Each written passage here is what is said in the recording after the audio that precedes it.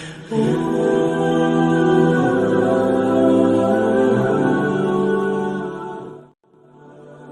اللہ الرحمن الرحیم وبہ نستعین والصلاة والسلام علی سیدنا محمد وعلی آلہ وصحبہ اجمعین، اما بعد۔ بزرگوں، دوستوں اور دینی بھائیوں، تقریباً 1 مہینے سے زیادہ کا عرصہ ایسا رہا کہ ہم ڈاکٹر کی ہدایت کی بنیاد پر آپ حضرات سے مخاطب نہیں ہو سکے۔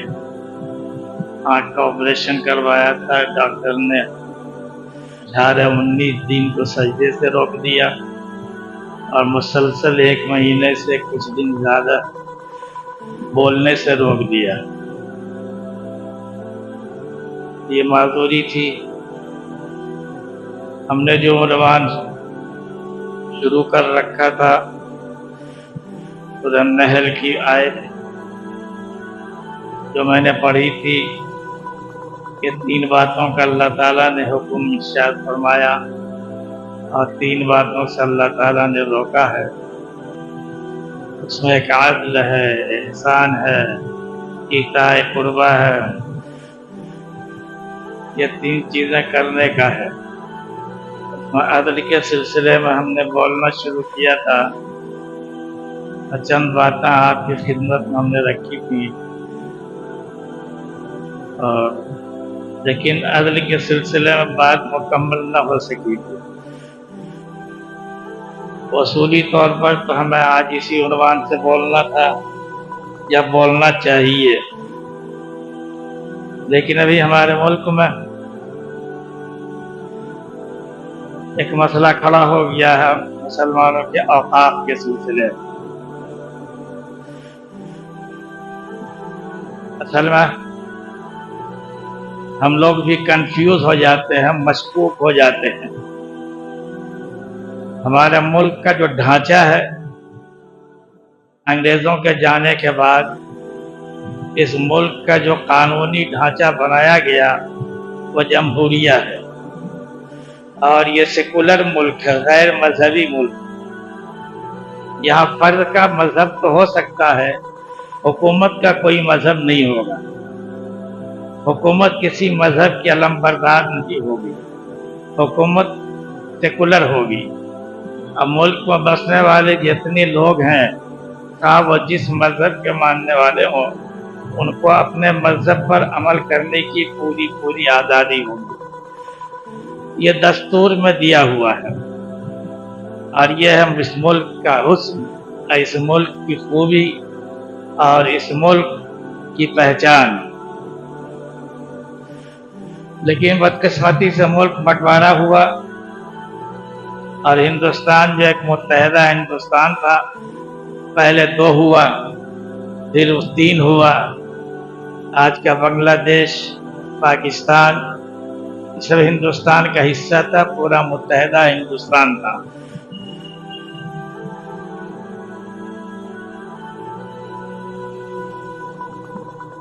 عبداللہ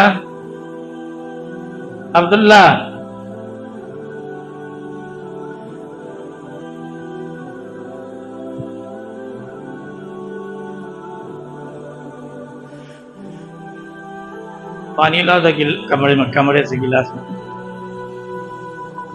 اس ملک کی خوبی، اس کا حسن، اس کا نکھار یہ ہے کہ جس طرح مختلف پھولوں کا ایک گلدستہ بنایا جاتا ہے، ایسے ہی یہ ملک مذہبوں کا ایک گلدستہ ہے، اور آپس میں بہت میل محبت بھی رہی ہے، ایک دوسرے کے لیے روادار بھی رہے۔ مذہب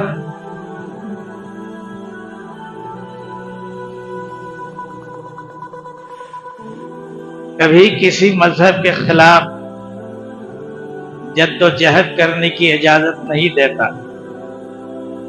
مذہب میں جبر نہیں ہے۔ آپ ایک اللہ کے ماننے والے ہیں اور ایک اللہ حق ہے،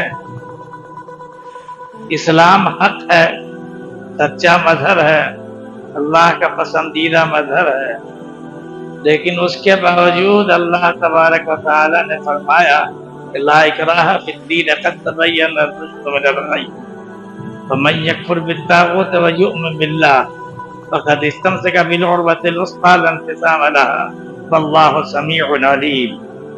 دین میں کوئی زیادتی نہیں، تھوڑا سا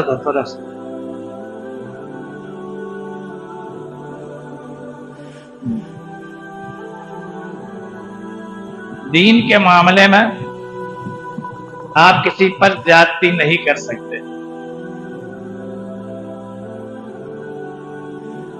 یہ انسان کا پسندیدہ چیز، افہام اور تفہیم سے لائق سمجھا سکتے ہیں آپ۔ مذہب جبر کا نام نہیں ہے۔ مذہب اگر خوش دلی سے نہ مانا جائے تو مذہب نہیں ہے۔ اس لیے ہندوستان میں 900 سال تک مسلمانوں کی حکومت رہی۔ مسلمان اگر جبر سے کام لیتے، زور بازو سے کام لیتے، تو یہاں اس ملک میں ایک ہی مذہب ہوتا ہے، وہ اسلام ہوتا، لیکن نہیں۔ کل ہی مسلم شہنشاہوں نے اپنے حکومتی معاملے میں اسلام کا استعمال نہیں کیا کہ لوگ مسلمان ہو جائیں، حالانکہ اکبر سے پہلے، اکبر کا نام سنا آپ لوگوں نے؟ تم ہی سنے اور لوگ نہیں۔ اکبر کا نام سنا ہے؟ سنا، جزاکم اللہ۔ اکبر کو انگریزوں نے مغل اعظم کہا، اکبر دی گریٹ، اور اس کو اکبر دی گریٹ کیوں کہا جاتا ہے یا مغل اعظم اس کو کیوں کہا جاتا ہے؟ میرا حال بھی عجیب ہے، بات نکلتی ہے تو یہ چاہتا ہے کہ پوری وضاحت ہو جائے، اور پھر اصل بات رہ جاتی ہے جو ہم کہنا چاہتے ہیں۔ اکبر کو مغل اعظم اس لیے کہا جاتا ہے کہ جب بابر ہندوستان آیا، جب بابر کا بیٹا ہمایون آیا، آپسی چپکلش کی بنیاد پر ہمایون کو دیش نکالا دے دیا گیا، جنگلوں میں مارا پھرتا رہا، اور یہ اکبر کی پیدائش جنگل ہی میں ہوئی۔ پھر ہمایون نے دھیرے دھیرے دلی پر قبضہ کیا، اور قبضہ کرنے کے بعد اپنی حکومت کو دھیرے دھیرے مستحکم کیا۔ کہ ہمایون کی زندگی نے وفا نہ کیا۔ اکبر 11 سال کا تھا تو ہمایون کا انتقال ہو گیا۔ اس زمانے میں رسم و رواج کے بنیاد پر باپ کا جانشین اکبر ہوا۔ یہ جنگل میں پیدا ہوا تھا، شاہی محل اس کو نصیب نہیں ہوا تھا، پڑھنے پڑھانے کا کوئی معاملہ نہیں تھا، اس کی تعلیمی کوئی تربیت نہیں ہوئی،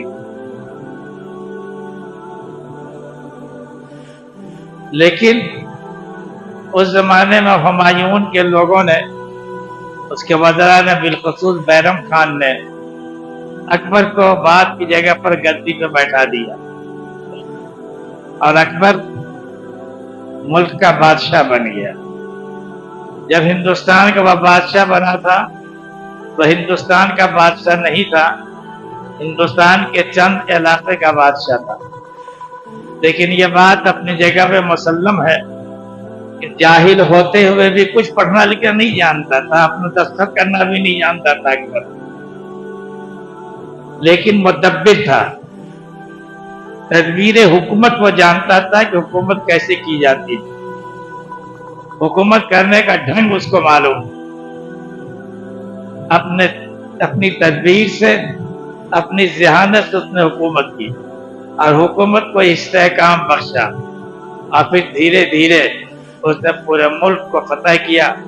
اخیر میں راجپوتانہ کا علاقہ رہ گیا تھا جس کو بڑی حکمت سے اس نے فتح کیا۔ ایک وقت ایسا آیا کہ میانمار سے لے کر فارس کی یعنی ایران کی سرحد تک، ادھر کابل و قندھار تک ادھر کیرلا تک، ادھر نیپال کی وادی تک، جو ہندوستان کا خطہ کہلاتا تھا، تنہا اکبر اس کا بادشاہ تھا۔ اکبر کے بعد اس کا بیٹا جہانگیر ہوا، جہانگیر کے بعد اس کا بیٹا شاہجہاں، جہانگیر کے بعد کے صاحبزادے حضرت اورنگزیب عالمگیر رحمۃ اللہ علیہ۔ اورنگزیب کے بعد اس ملک کو کوئی ایسا مستحکم حکمراں نہیں ملا، اور اس لیے مغلوں کی حکومت دھیرے دھیرے ختم ہو گئی، انگریزوں کا قبضہ۔ ہم یہ بتانا چاہتے ہیں کہ اورنگزیب عالمگیر رحمت اللہ علیہ جیسا عالم باعمل عالم اور حکمراں، انہوں نے بھی مذہب کا پرچار نہیں کیا، انہوں نے بھی جبریہ لوگوں کو مسلمان نہیں بنایا۔ کیوں؟ کہ مذہب پسند کی چیز ہے، جبر کی چیز نہیں ہے۔ اللہ تعالیٰ نے فرمایا کہ اسلام پیش کرو، جہاں مجاہدین نے اسلام پیش کیا اور وہاں چڑھائی کی ہے تو چڑھائی نہیں کی ہے۔ یاد رکھیں اچھی طرح سے، مسلمانوں نے کبھی حملہ نہیں کیا ہے۔ جو لوگ کہتے ہیں کہ مسلمان حملہ آور ہوئے، انہوں نے حملہ نہیں کیا، انہوں نے جا کر دین اور آخرت، دین اور دنیا اور آخرت اور دنیا کی فلاح کی تعلیم دی اور بتایا، اور لوگوں نے اسلام قبول کیا۔ ہمارے ملک ہندوستان میں 8 تاجر آئے تھے مالابار کے علاقے میں، جس کو کیرلا کہا جاتا ہے آج کل، وہاں تجارت شروع کی انہوں نے۔ ان کی امانت اور دیانت، ان کی سچائی کو دیکھ کر وہ مال بیچتے تو کہہ دیتے کہ اس مال میں کھوٹا ہے۔ اور لوگ بیچتے اگر 1 روپے کلو تو وہ 12 کلو بیچتے تھے، کم منافع میں تجارت کرتے تھے۔ مقامی لوگ دھیرے دھیرے ان کے گرویدہ ہو گئے، پھر نماز پڑھتے تو دھیرے دھیرے لوگوں نے پوچھا کہ آپ کیا کرتے ہیں؟ بتایا کہ وہ نماز پڑھتے ہیں۔ بولے نماز کیا چیز ہے؟ کہا یہ اللہ کا حکم ہے۔ اللہ کیا ہے؟ اللہ کو بتایا کہ اللہ کس کو کہتے ہیں۔ اللہ کی کا جلال اور اس کی بڑائی اور اس کے کبریائی اور جلال و جبروت کو بتایا کہ اللہ کیا ہے۔ کہا اللہ خالق کل شیء، کائنات کے ایک ایک ذرے کا خالق و مالک اللہ ہے، اللہ نے پیدا کیا ہے، حکمرانی اللہ کی ہے، اللہ کے سامنے سر جھکاؤ اور اللہ کو پیرا مانو۔ یہ تھا پہلے اخلاق سے دل موہ دیا لوگوں کا۔ جب لوگ مائل ہو گئے ان کی طرف، تب انہوں نے بتایا کتاب کے خالق کائنات اللہ کی ذات ہے، بس اس کو مانو، فلاح اور بہبودی اسی میں۔ اس طرح لوگوں نے اسلام قبول کیا۔ پھر خدشہ یہ ہوا یہ لوگ کہیں چلے نہ جائیں عرب، ان سے کہا کہ آپ لوگ مت جائیے، یہی شادی کر لی، ہم لوگ اپنی بیٹیاں دیتے۔ چنانچہ ان لوگوں نے اپنی بیٹیوں سے ان کی شادی کر دی۔ شادی کر دی تو وہاں کیرلا کی زبان میں داماد کو مفل کہتے ہیں۔ تاریخ کی کتابوں میں یہ تسمیہ لکھا، وجہ تسمیہ مفل کا لفظ ہے داماد۔ یہ عرب کے آن لوگ داماد بن گئے تھے، اور داماد کو بھی اس طرح رکھا کہ گھر میں رکھا بیٹی کے ساتھ۔ اس سے ایک قوم بن، اس سے جو اولاد ہوئی وہ مفل کہلائی۔ اور آج بھی ان کے یہاں یہ رواج ہے کہ شادی کر کے بیٹا چلا جائے گا سسرال میں اور بیٹی رہ جائے گی وہیں۔ یہ قوم مفل کہلاتی ہے۔ ان کے ہاں عقیدہ توحید بہت مضبوط ہے، بہت مضبوط ایمان کے مالک ہوتے ہیں، اس لیے کہ ان کا ایمان صحابہ کے ذریعے سے آیا۔ ہندوستان کے اور ملکوں، ہندوستان کے طول و عرض میں اسلام آیا صوفیہ کے ذریعے سے۔ صوفیہ اسلام کے پھیلانے میں بہت ہی مصلحت کو راہ دیتے تھے، اور مصلحت کو راہ دینے میں بہت ساری باتیں اس میں ایسی آ گئیں جو عقیدہ توحید کے منافی ہے۔ دھیرے دھیرے اس کے بعد اصلاح ہوتی گئی، بعد نے مضبوطی سے پکڑ لیا، اصلاح نہ ہو سکی۔ اور آج بھی ہمارے ملک میں صوفیہ کا ایک طبقہ ایسا ہے جو آج بھی اصلاح نہیں چاہتا کہ صاحب مسلمانوں میں صحیح عقیدہ اور سچا دین آئے۔ تو یہ پورے ملک میں جو پھیلا ہے اسلام وہ صوفیہ کے ذریعے سے، لیکن مالابار کے علاقے میں، گجرات کے کچھ کے علاقے میں جو اسلام آیا وہ مجاہدین کے ذریعے آیا۔ لیکن ہم آپ کو بتانا یہ چاہتے ہیں کہ کسی بھی مذہب میں جبر نہیں، خاص کر اسلام میں۔ اللہ تعالیٰ نے کہا ہے کہ لا اکراہ فی الدین، دین کے معاملے میں، مذہب کے معاملے میں کوئی جبر نہیں ہے۔ تلوار دکھا کے مسلمان مت بناؤ، تلوار کی طرف سے مسلمان ہو جائے گا، مذہب کھل جائے گا۔ اسلام میں داخل ہو اپنی ایمان اور یقین کی بنیاد پر، اپنے اعتقاد کی بنیاد پر۔ اگر اس ملک کا مسلمان شہنشاہ، مسلمانوں کی حکومت 900 سال تک رہی، وہ بادشاہ چاہتا تو مسلمان اس ملک میں مسلمان ہی مسلمان ہوتے، لیکن ایسا نہیں ہوا۔ یہاں تک انگریز آئے، 200 سال انہوں نے حکومت کی، پھر انگریزوں سے آزادی لی گئی، ہمارا ملک آزاد ہوا۔ ملک کی آزادی کے سلسلے میں ملک کا بٹوارا ہوا، یہاں آزاد حکومت بنی۔ کسی پارٹی کی کوئی حکومت نہیں ہوگی، دستور میں لکھا ہے کہ اس ملک میں سیکولر حکومت ہوگی، اور سیکولر حکومت کا کوئی مذہب نہیں ہوگا۔ البتہ یہاں رہنے والوں کا مذہب ہوگا، وہ جو چاہے مذہب اختیار کر سکتا ہے، یہ پوری آزادی ہے۔ آرٹیکل 25 جو ہندوستان کا ہے، اس کو رہنما اصول کہتے ہیں۔ یہ بنیادی قانون ہے ہندوستان کے قوانین میں، جس میں اختیار دیا گیا ہے کہ اس ملک میں رہنے والا ہر شخص جو اس ملک کا باشندہ ہے، اس کو یہ اختیار کہ جو چاہے مذہب قبول کر لے، اس پر کوئی جبر نہیں ہے۔ یہ دستور میں دیا گیا ہے۔ اب اسلام میں آئیے تو اسلام میں نماز کا مسئلہ ہے، روزے کا مسئلہ ہے، حج کا مسئلہ ہے، زکوٰۃ کا مسئلہ ہے، عقیدے کا مسئلہ ہے، اس میں اوقاف کا مسئلہ ہے۔ مسلمانوں کے یہاں ایک وقف ہوتا ہے، وقف کی جائیداد ہوتی ہے، لوگ اللہ کے نام پر وقف کرتے ہیں۔ اوقاف 2 طرح کے ہوتے ہیں، ایک وقف ہوتا ہے وقف علی الاولاد، کوئی باپ اپنا 4 بیٹا ہے، بیٹی ہے، شاید اس کی جائیداد ہے، اس کو وقف علی الاولاد کر دیتا ہے۔ اولاد میں سے کسی کو اس جائیداد کو بیچنے کا حق حاصل نہیں ہوتا، بیچنے کا جو حق ہوتا ہے، جو تصرف ہوتا ہے، اس کو سلب کر لیا جاتا ہے، اس سے استفادہ حاصل کیا جا سکتا ہے۔ اس جائیداد سے، اس پراپرٹی سے جو فائدہ حاصل ہو رہا ہے، وہ بحث برابر سمجھ تقسیم ہو جائے گا، لیکن کوئی بیچ نہیں سکتا۔ اور ایک وقف علی اللہ، یہ اللہ کے نام سے وقف ہوتا ہے، یہ ملکیت اللہ کی ہوتی ہے۔ جس نے وقف کیا ہے اس کو بھی اب یہ اختیار نہیں ہوتا ہے کہ وہ کسی کو دے دے۔ ظاہر ہے کہ اللہ کی ملکیت جو ہوگی تو کون ہے اللہ کے مقابلے میں جو اللہ سے چھین کر کسی کو دے دے۔ ہندوستان میں جو ہمارا ملک ہے، یہاں جو زمین ہے، اراضی، سب سے زیادہ ریلوے کی ہے، ریلوے کے پاس سب سے زیادہ زمین ہے، اور اس کے بعد جو زمین ہے وہ اوقاف کی۔ مسلمان اس ملک میں برسہ برس تک رہے ہیں، بڑے نواب رہے ہیں، زمیندار رہے ہیں، ان لوگوں نے زمین وقف کی ہے۔ آپ کے علم آنی چاہیے بات کہ آپ کا یہ گورنر ہاؤس ہے یہاں، جس کو راج بھون کہتے ہیں، یہ وقف کی جائیداد پر ہے۔ آپ کا یہ رائٹرس بلڈنگ جو ہے وہ وقف کی جائیداد پر ہے۔ آپ کا پارک سرکس میدان جو ہے وہ وقف کی جائیداد ہے، مسلمانوں کی پراپرٹی ہے۔ آزادی کے بعد یہ لوگ چلے گئے، انگریزوں نے وقف کی جائیداد پر رائٹرس بلڈنگ بنا دی، جی پی او بنا دیا، بڑے بڑے آفس بنا دیے۔ یہ جبر کیا تھا، ظلم کیا تھا۔ ہندوستان کا پارلیمنٹ بھی، ہندوستان کا سپریم کورٹ بھی وقف کی جائیداد پر ہے۔ آگے آ کے بیٹھو، ادھر جگہ ہے، تو مدثر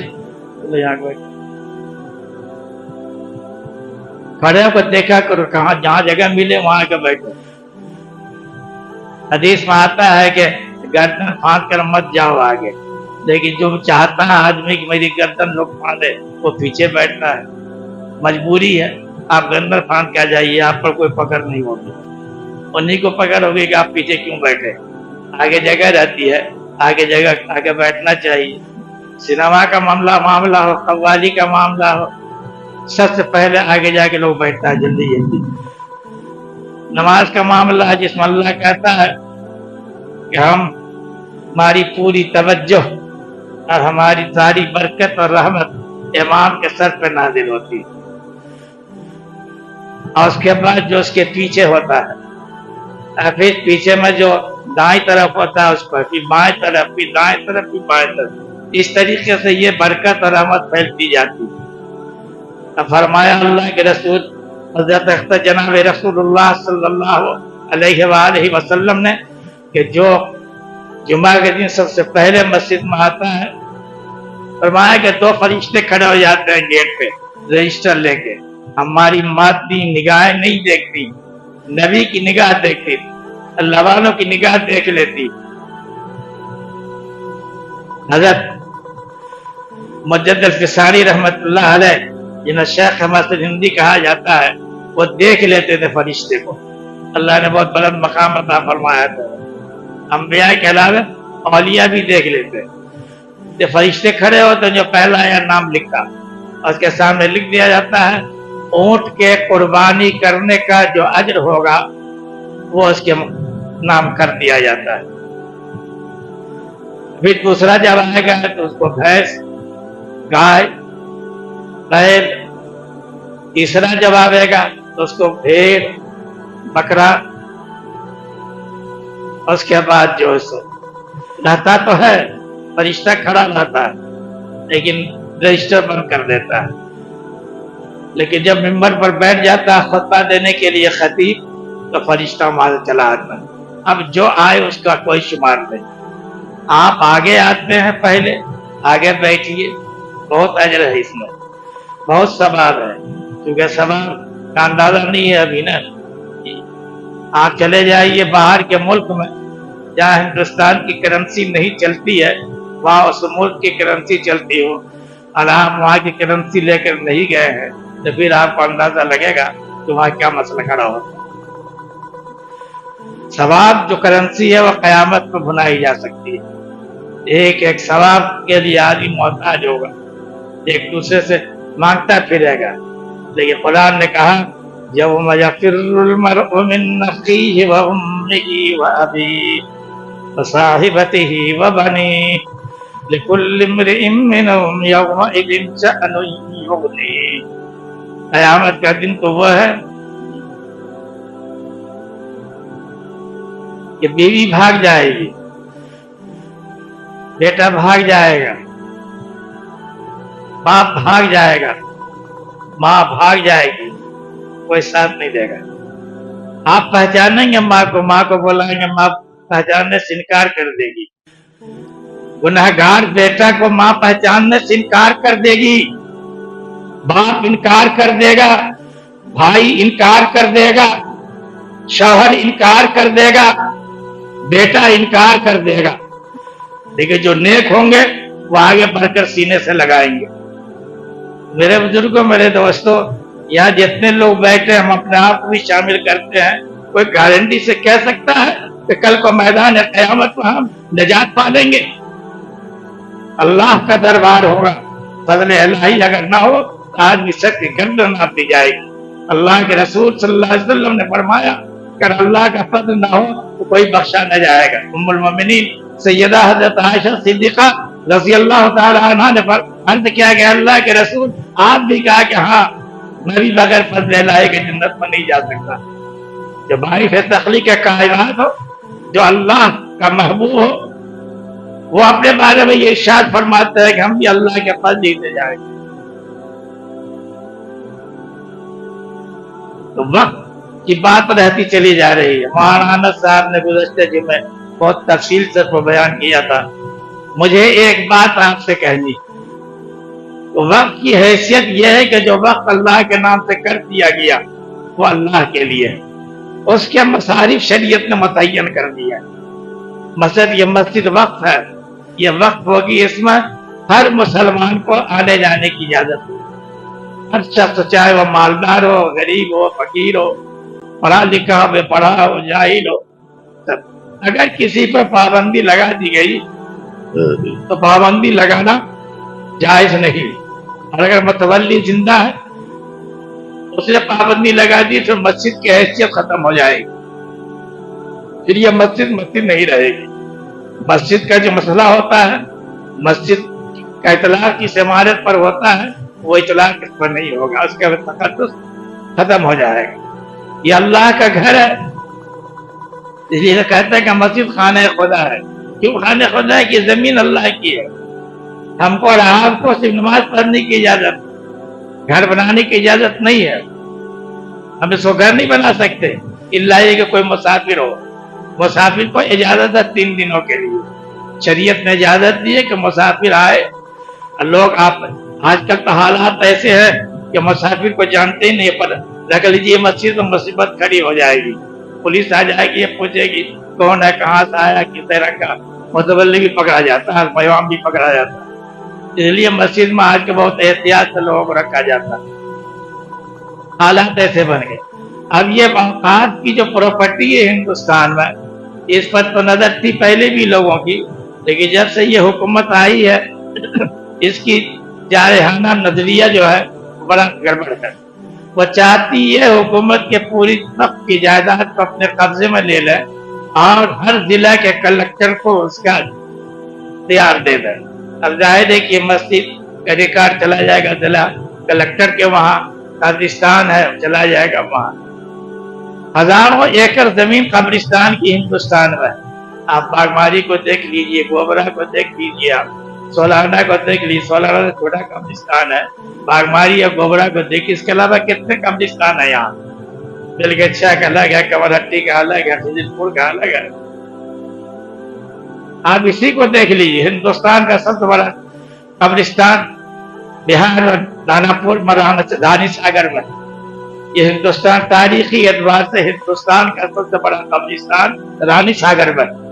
इतना बड़ा कब्रिस्तान एक जगह नहीं है कहीं, लेकिन जमीन औकात की बहुत ज्यादा है। बंगाल में, पंजाब में बहुत ज्यादा है और दूसरी रियासतों में के मुकाबले में कम। ये जमीन चाहती है हुकूमत कब्जा कर लेना, मुसलमानों से छीन लेना और अपनी मनमर्जी करना है। देख, ये जो राजभवन है, जो वक्त की जायदाद है, इसका किराया कितनी बड़ी इमारत, इसका किराया 500 रुपया है। वक्फ बोर्ड को कितना मिलता है आप लोगों को मालूम है? अरे बोलो, यूनिवर्सिटी वाले बोलो। इसका किराया 500 रुपया है। राजभवन जैसी इमारत आज के मौजूदा दौर में उसका वैल्यू निकालिए तो कितना किराया होना चाहिए। मनमोहन सिंह के जमाने में वक्त एक्ट आया था, उसमें यह सब तरमीम की गई थी कि वक्त की जितनी प्रॉपर्टी हुकूमत के कब्जे में है वो मुसलमानों को वापस किया जाए या नहीं। हुकूमत किसी मजबूरी से वापस नहीं करती है तो उसको मार्केट वैल्यू की बुनियाद पर उसको किराया अदा किया जाए। हिंदुस्तान में अगर मार्केट वैल्यू पर औकात का किराया मिलने लगे मुसलमानों को तो मुसलमान एक भी यहाँ गरीब नहीं होगा।